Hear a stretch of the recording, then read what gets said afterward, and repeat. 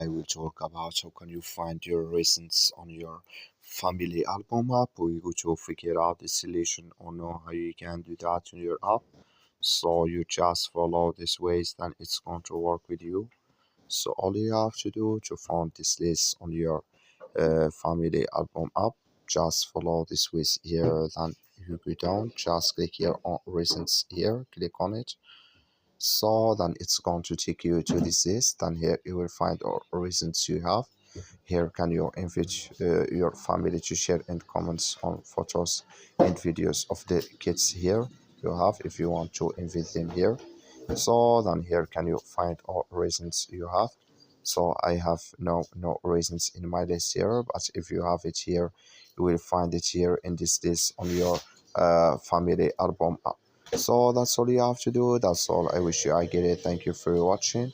Don't forget to support us by liking and subscribe.